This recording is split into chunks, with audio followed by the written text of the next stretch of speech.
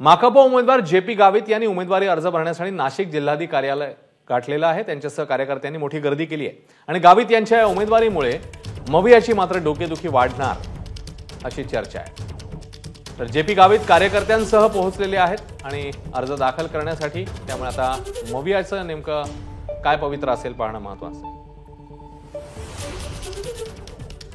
नाशिकच्या रस्त्यावर पुन्हा एकदा लाल वादळ दिसायला लागलेलं आहे। मात्र हे कुठलाही मोर्चा आंदोलनासाठी आलेलं नाहीये, तर दिंडोरी लोकसभा मतदारसंघामधून आपले उमेदवार जेपी गावित यांचा उमेदवारी अर्ज भरण्यासाठी आलेत।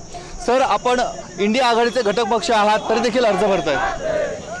आम्ही आधीपासूनच इंडिया आघाडीला ही विनंती केली होती की 48 जागा महाराष्ट्रापैकी एक जागा दिंडोरीची मार्क्सवादी कम्युनिस्ट पक्षाला द्यावी, अशी अनेकदा आम्ही विनंती केली। दुर्दैवाने ती त्यांनी मान्य केली नाही।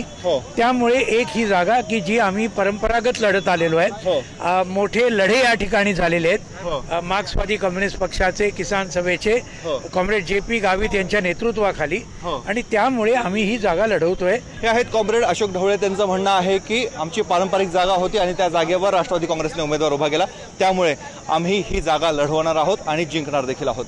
कॅमेरामॅन किरण कटारेसह मुकुल कुलकर्णी, एबीपी माझा, नाशिक। एबीपी माझा, उघडा डोळे बघा नीट।